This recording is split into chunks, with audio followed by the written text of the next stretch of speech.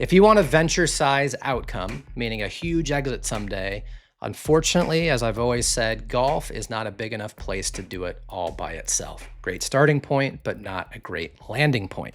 So, if that's true, how do you scale out of golf or maybe into golf? But in this case, we're going to be talking about multi sport starting in golf and launching out of it. So, I'm going to share how I personally did it, building the #1 coaching app in the world, scaling it to over 80 different sports across 140 countries.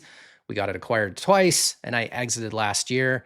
And today I'm mentoring founding teams across athlete performance, a lot of them in golf, and a lot of them have this question.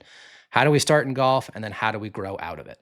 So I'm going to talk about the three things that we did back in the day and over a long period of time, kind of by accident, but they absolutely worked. And now this is the playbook I'm running with everybody that I interact with and have the great fortune to coach.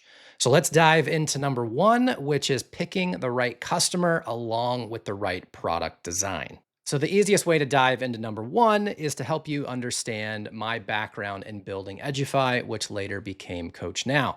I was a high performance coach in the world of golf, but also a very active collaborator. Because of that, I was burning out. I was working with mental trainers, fitness trainers around all the golfers I worked with and sending so many messages that it was not sustainable. So lucky for me, when we designed the platform, we had that collaboration in mind because that was the core problem I was trying to solve, that communication issue amongst many stakeholders that surrounded the athlete. And in doing so, we kind of stumbled our way into a network effect. You see, these fitness coaches and mental coaches that I worked with obviously don't just work with golf. They work with baseball, tennis, etc. So not only those athletes, but other coaches. So once we started building out our tiny little network, just in my world, it quickly grew outside of golf to over 20, maybe 30 sports within the first 6 months of our launch. So when you're building out a platform, picking the right customer is a big deal, and picking the way that you're going to interact with your tool is even bigger. The reason being is that, yeah, you can pick a coach as your customer, but if there's no reason for them to invite anybody else in, you're not going to have any of this network effect, and you're not going to have this virality that can take you from golf outside of it without you even trying. So, on that line of thinking, if we talk about #2, it's building the actual technology sport agnostic first and foremost. So, effectively choosing the 20% of the features that will serve 80% of the core coaching audience in our case. So, we built a coaching, collaboration, and communication tool using all sorts of media types, digital libraries, individual chats, group chats. This is all stuff that today, and then again, this was 2012, 2013, you can get in Slack and other tools, but because it had the coaching lens on it, it really worked. But it wasn't hyper golf, hyper baseball. It allowed the core functionality of a coaching relationship to thrive. It allowed for that collaborative invite to happen. And it wasn't so sport specific that a mental coach or even a nutritionist couldn't use it, because it was really about fostering the relationship rather than one specific action.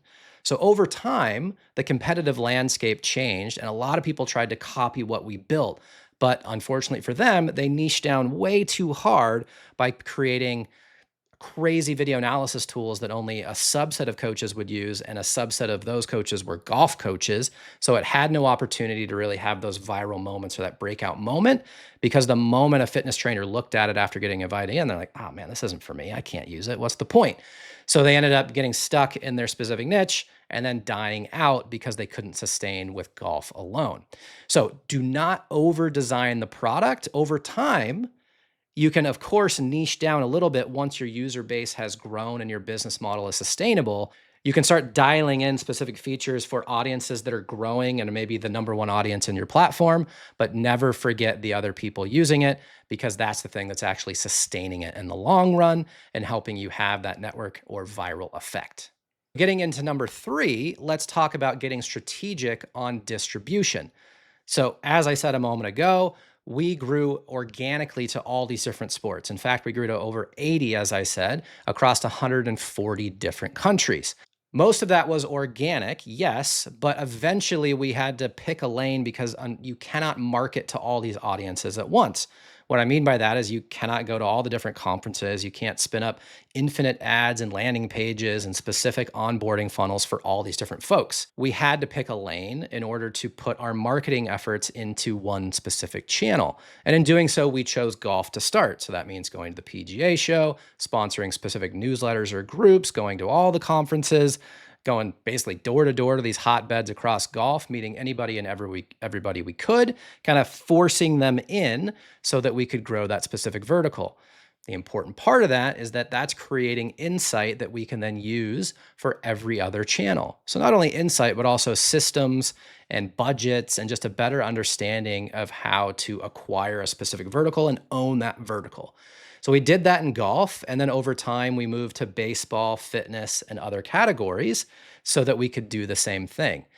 So, in essence, what you're really looking for is to create this engine of growth that you can repeat in these other places. But what I will tell you is that it becomes much simpler when you have a product owner inside your team that can own that category. So, in golf, it was easy. I was that guy, but I don't know everything about baseball. So, we brought on other people in order to own that category. Luckily for us, my right hand guy for many, many years was an expert in numerous sports and could speak intelligently about all of them. And through a bunch of market research and other advisors, we were able to dominate certain categories on purpose instead of just growing organically.